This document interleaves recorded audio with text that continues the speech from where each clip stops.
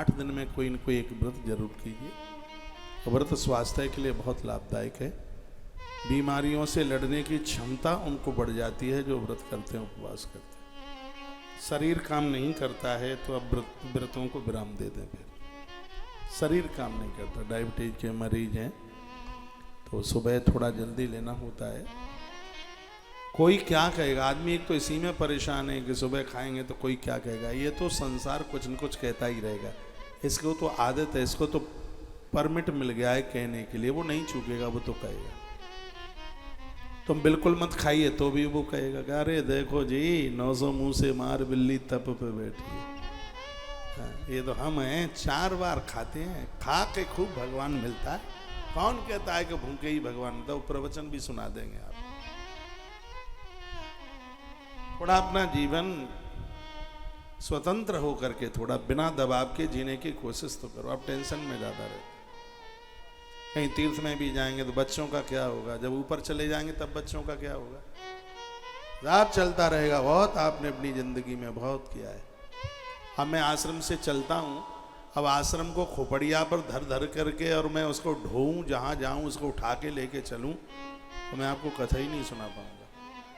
इस समय मैं उज्जैन में हूँ तो मेरा पूरा दिमाग यहीं है, उज्जैन में ही पूरा है दिमाग। हाँ, मैं आधा पौन घंटा फ़ोन करता हूँ तो बस उतनी ही देर की बात है। यह नहीं है कि उसको सब लटका करके खोपरिया पर फिर कुछ कर ही नहीं पाएंगे। और आप लोग दुकान को माथे पर लटका के घूमते रहते हैं, ऑफिस को माथे पर।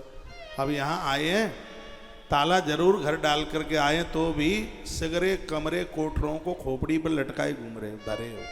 इतना वजन तुम झेल कैसे ले दो? ताला ना टूट जाए, पड़ोसी बड़ा बदमाश है, बड़ी नाक में दम कर रखी है, कहीं ताला ना तोड़वा दे, यह ना हो जाए, और पता नहीं क्या क्या आप सोचते रहते।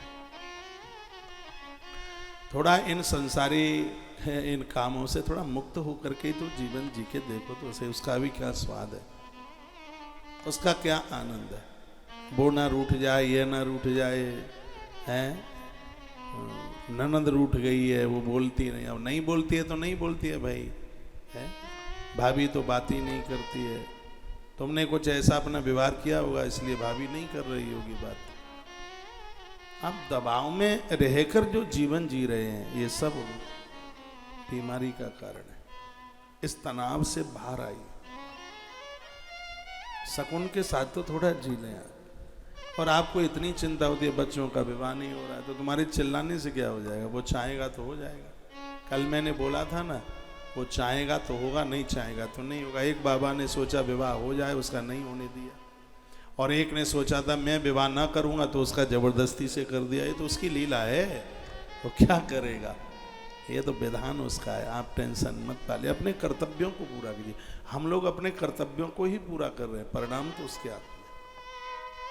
गीता कहती है परिणाम उसके ऊपर छोड़ दो, बस अपने और कर्तव्यों को पूरा करने में कोई दबाव नहीं होता। ये तो हमने बहुत अनुभव करके देख लिया, सुनी सुनाई बात नहीं। कर्तव्य पूरा करने में तो उत्साह होता है, दबाव कहाँ से आ गया? उसमें तो उमंगें होती हैं, उसमें प्रसन्नता होती है, और काम तभी बनते हैं जिन कार्यों को करने में प्रसन्नता हो, खुशी हो।